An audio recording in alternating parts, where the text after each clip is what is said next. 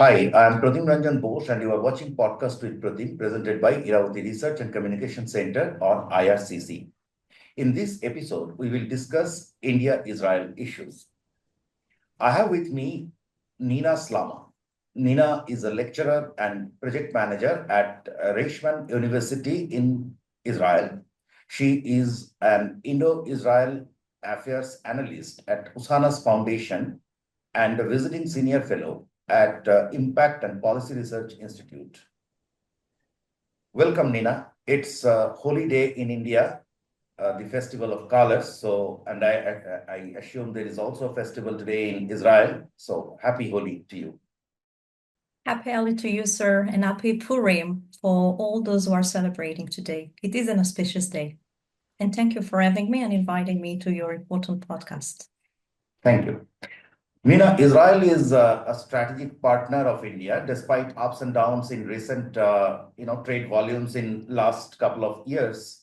On a longer time scale, if we take a 5-year scale, the bilateral trade is rising. Israel is also a critical component in the proposed India-Middle East economic corridor. India's Adani Group invested in Haifa port, that is the second largest port in Israel. Similarly, Israel is increasing its investments in India. However, the issue that is a little troubling is the fragile political landscape of the West Asia. Let me therefore know from you the biggest thing at the moment, that what is the status of Israel's war with Hamas, Hezbollah, and etc. Will peace get a chance anytime soon? And what would be the formula of such a peace deal?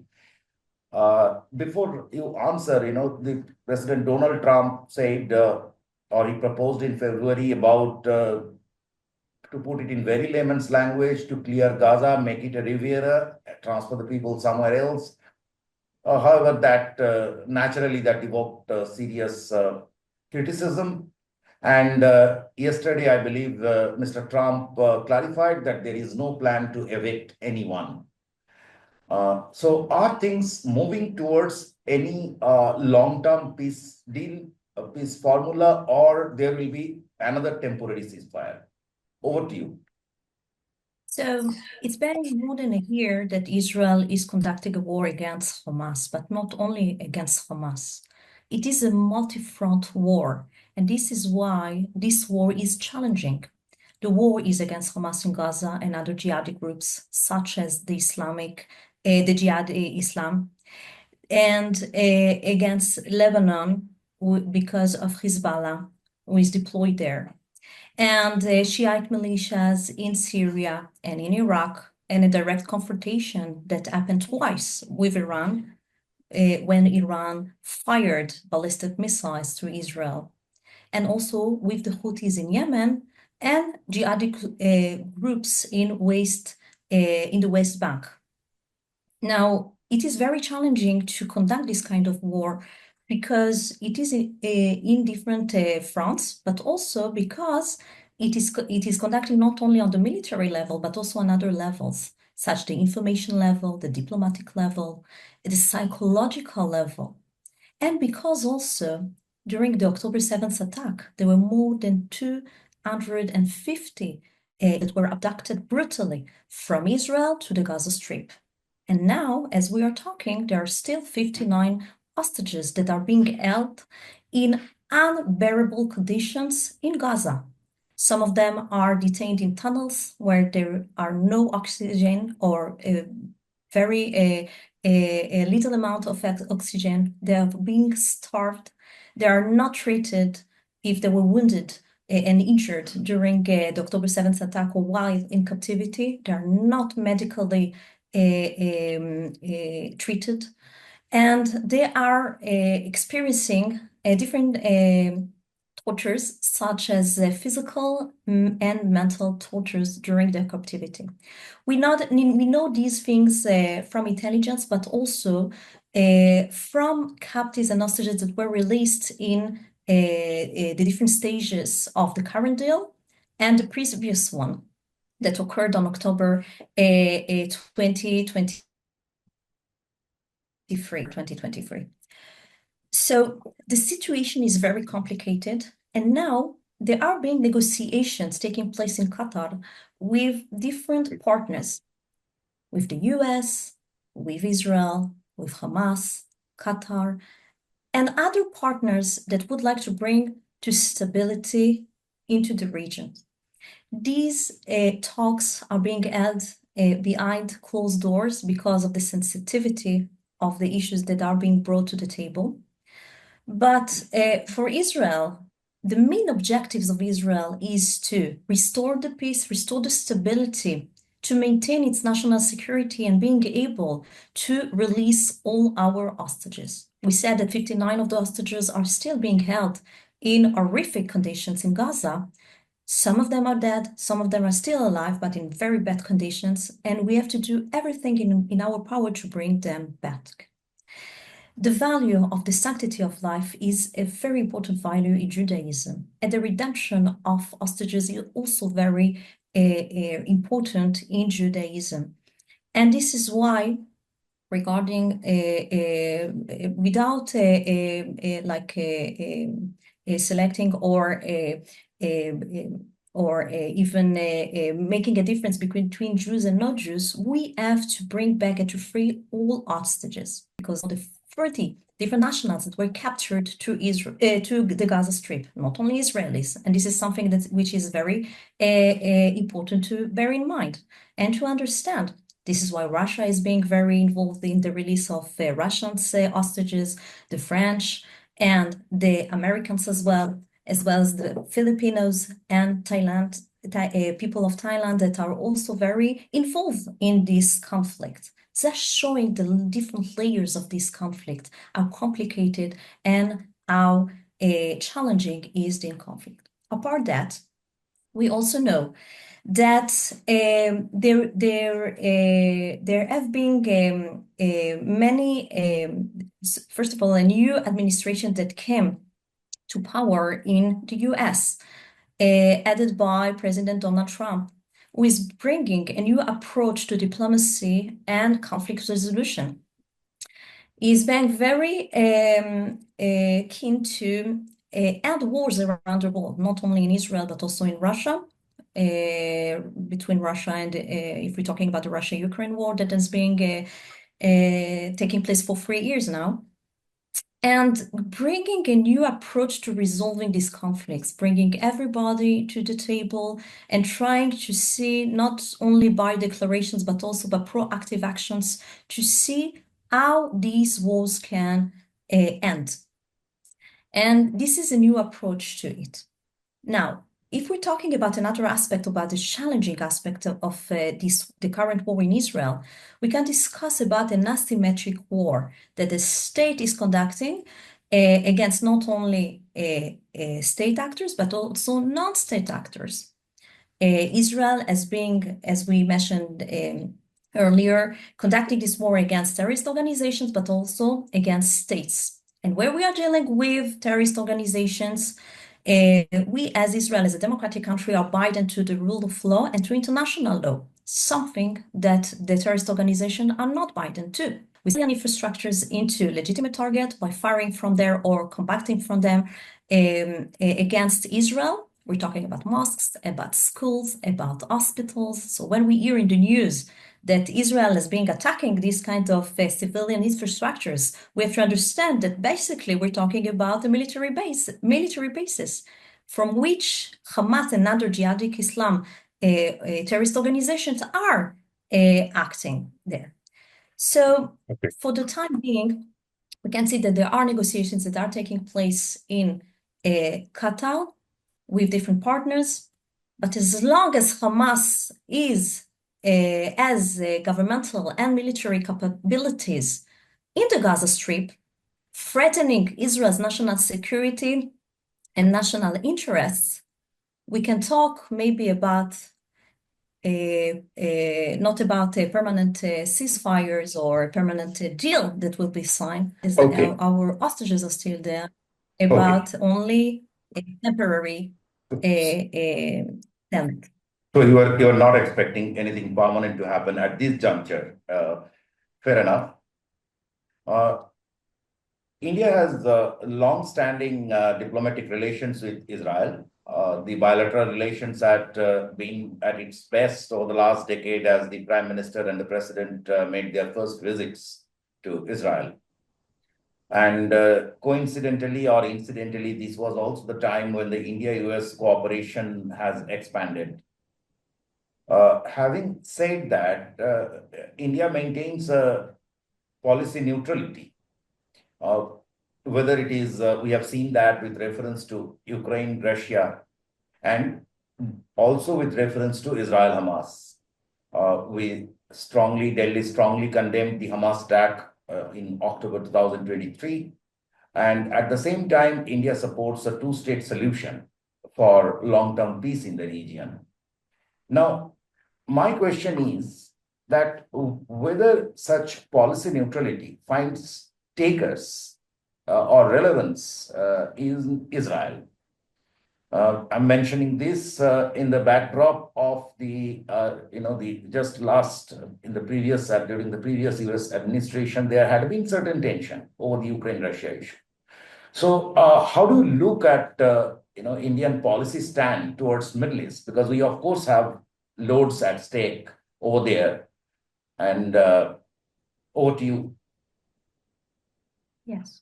So India has a very unique foreign policy.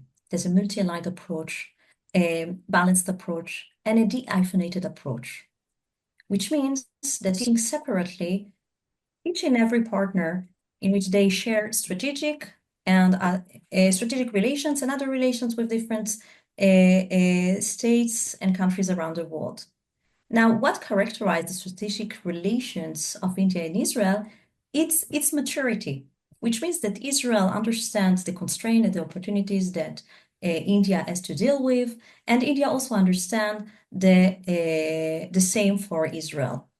So what is wonderful about India that it has good relations with the US and Russia, with the UAE and with Saudi Arabia and Iran, with Israel and the Palestinian Authority as well. And we saw that when the October 7 attacks occurred, Prime Minister Narendra Modi unequivocally condemned these terrorist attacks twice and was in constant contact with the Israeli Prime Minister Benjamin Netanyahu.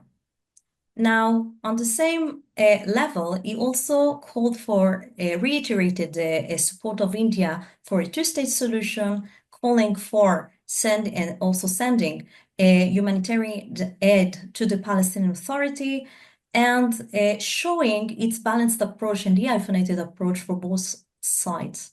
Now, this is something that also India is conducting regarding the Russia-Ukrainian war, and it allows India to have a flexible policy, maintaining its strategic autonomy. And this is something that Israel understands and is willing and not only understand, but also deal with when it comes to India. We know that our friendship is very close, not only on the governmental level, but also to the people level. And we understand India. We know that India is trying to promote its national interests with different partners, whether it is in West Asia or in other countries in the world. And the maturity of these relations is what makes India and Israel relations so unique. Thank you, Nina. It's very interesting to get your views. Let's move towards more India-Israel. India is the second largest trade partner of Israel in Asia and probably the ninth largest worldwide. The volume may not look very high, but for an economy like Israel, the volume is high. We are going to have the FTA and Free Trade Pact as well as Mutual Investment Treaty are under negotiation. Probably they will something will come up very soon. Now, how do you expect the economic relations between the two nations to grow from here? From the Indian perspective, Israel is a major technology player, and we need those investments for our next course of growth. Recently, there has been two, I mean, I think Adani Group announced a semiconductor project with an Israeli company. And then we keep reading about Israeli investments in India, including PE investments. So recently, on last month, the high-level delegation came to India. I'll be very curious to know that how is the feedback in Israel? How do they find Indian conditions? How is the, where can they work really in business? I mean, I'm asking this because I'm assuming or I'm admitting that our systems are not as good as China or as business friendly as China. We have our own limitations. We have our own systems. It's a different country. So I'm asking you from that perspective. So as you mentioned, there was an important delegation that was led and headed by our finance minister and industry minister Neil Barakat to India. He was able to come with a delegation of 100 CEOs and to build bridges between Israeli companies and Indian companies. The minister who hosted him was Indian Commerce and Industry Minister Piyush Goyal, and there was a fruitful and a good atmosphere between both the Commission and the Indian counterparts in India, being able to build bridges and see how agreements in different sectors that are not limited to military and defense issues can be promoted between both countries. The strategic aspects of our relations is characterized by the wide range of sectors that both countries are collaborating in. We're talking, of course, about military and defense issue, and I can tell you that Israel is very keen to cooperate with India in the framework of the Make in India initiative, something that Prime Minister Narendra Modi is promoting for many, many years now. And we can see that there is a co-production of missiles and drones that are being produced in India by Israelis and Indians together. Another aspect of this collaboration can be seen in other sectors that are called or part of the human security aspect of the national security of countries. By human security, we're talking about all these sectors that can assure both Israelis and Indians to live a life of dignity. It means to deal with food security, climate change, water management, and healthcare. We saw that during the COVID-19 pandemic, India altered all exports to other countries of medical equipment in order to be sure that it will be able to provide the necessary equipment to its population. But there was one exemption, and it was Israel. When Prime Minister Benjamin Netanyahu called Prime Minister Narendra Modi, asking him to help Israel, that was in despair back then and was in scarcity of medical equipment and other medications, Israel just extended its hand, India extended its hand to Israel and was, as a real friend in need, was able to just extend its hand and help Israel in its endeavor. And it was very heartwarming to see it. Now, during this delegation that we mentioned earlier, we could see that there were many companies from many sectors: agri-tech, innovation, military, homeland security, and other sectors that just wanted to see how both countries could maintain the good relations that are existing for many years now, but also extending them to a next level. And you mentioned in the beginning of our discussion the IMEC project.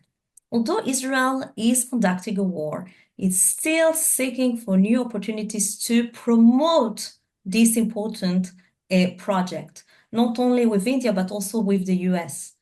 The purpose of the US and of President Trump to end the wars is to promote these kind of projects that are called by many as corridor of peace. Why? Because they can bring a lot of stability and prosperity to many countries in South Asia, in West Asia, and also in Europe. Building bridges between countries in order to focus on things that just differentiate between them. While all countries and every country can put in the table or put forward its comparative advantage in order to build something that will be beneficial for all.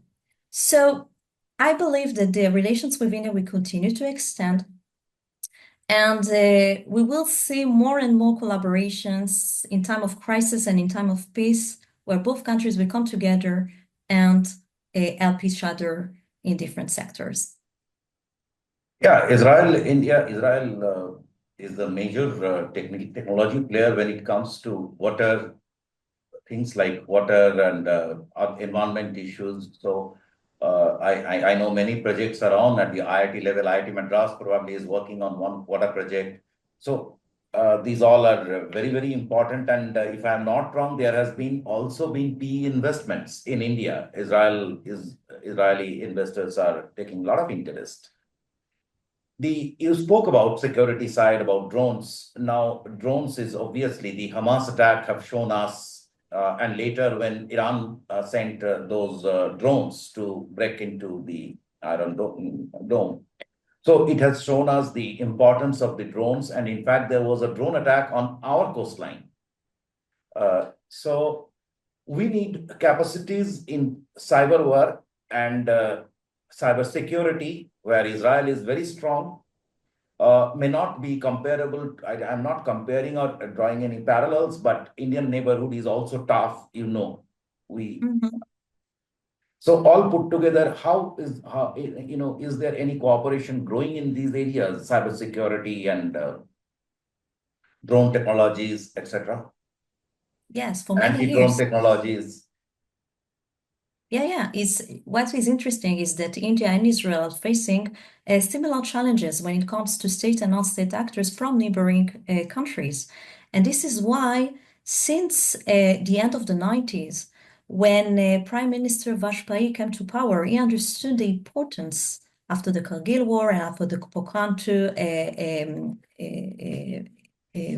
II experiences he understood that Israel will be a reliable partner that can help India in border security issues and dealing with state and non-state actors when it comes to national security issues. And this is something that has been promoted for many years now. And what is interesting about these relations is, although both countries normalized their relations in 1992, Israel was always ready to help India in its different wars with China and Pakistan. It was in 1962, 1965, and 1971, when there were no relations between both countries. I can also tell you that the Mossad and RAW collaborated very closely during the times of the Cold War, where there were no relations between our countries, because the Mossad is knowing the Ministry of Foreign Affairs when it comes to countries with which Israel do not have any relations with formally. And he was able to promote these kinds of collaborations with India throughout the years. It is true that when both countries normalized their relations, it took another almost a decade until they became strategic partners and started to deal with strategic issues as the security and homeland security and defense issues. So I believe that these kinds of relations will continue to grow, and we will see more and more co-productions of military equipment for defense and offense purpose, that both countries will continue to work together in the framework of the Make in India initiative, and we'll be able to promote all kinds of projects that are based on trust, of friendship and of understanding that both countries are dealing with not only national security issues with state actors, but also asymmetric wars and other challenges that radical groups are posing within the country domestically, but also outside in neighboring countries. Thank you so much, Nina, for this discussion. I rarely do I get ladies on this platform, so it's a very nice occasion. Thank you so much. Thank you, sir. Thank you. Thank you.